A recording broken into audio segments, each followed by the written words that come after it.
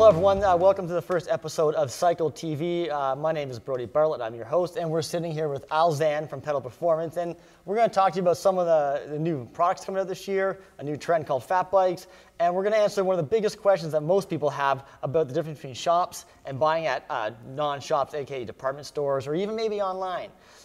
So I think, Al, me and you have both run into the question that people come in, and we both worked at shops, and they ask us, well, why would I want to buy a bike for almost similar price at a shop opposed to maybe your department store or even maybe a used bike online? And it's a big struggle for them sometimes. End of the day, it boils down to the servicing.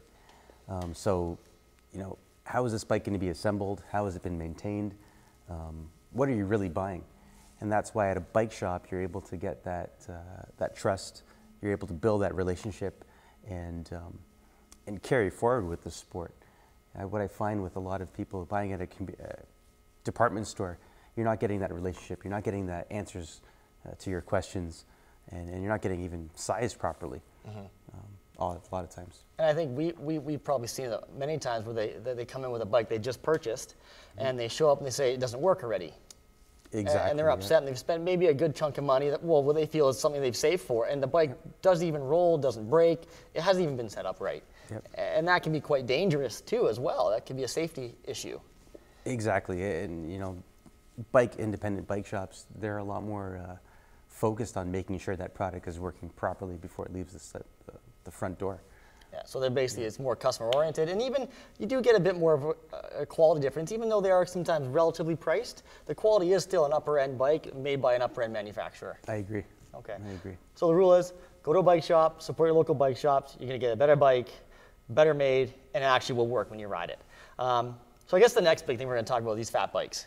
Yeah. Anyone who's trail riding, you've come across a couple, and at first you kind of go, what was that? That was a giant wheel on that bike. So what are these bikes about? Really, it's perfect timing going into winter right now. You're seeing the fat bike out there in the trails. It's there for the snow.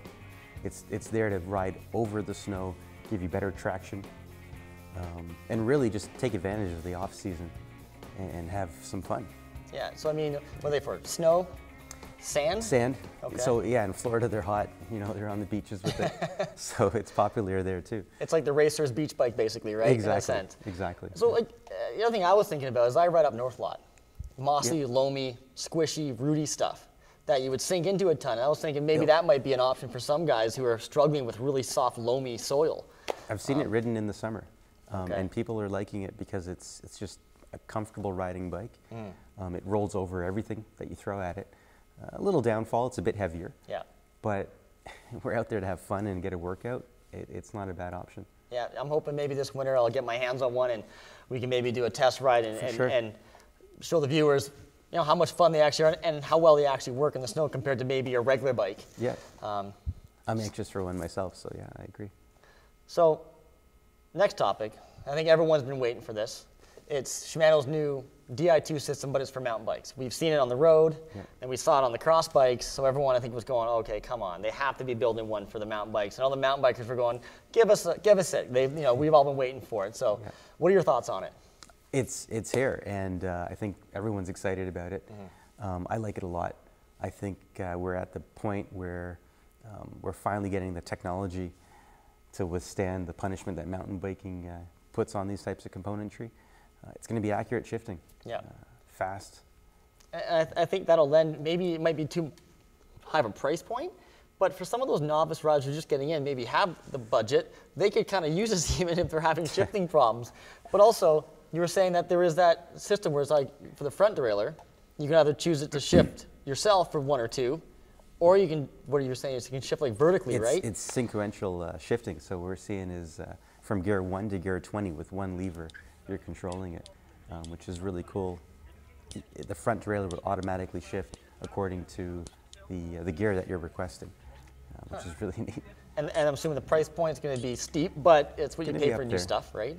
It's going to trickle down. Give it a couple of years and you'll see it at a lower price point in the future. And hopefully maybe get like an XT version like you saw Ultegra on the road. Exactly. A bit heavier, but more financially affordable. Exactly.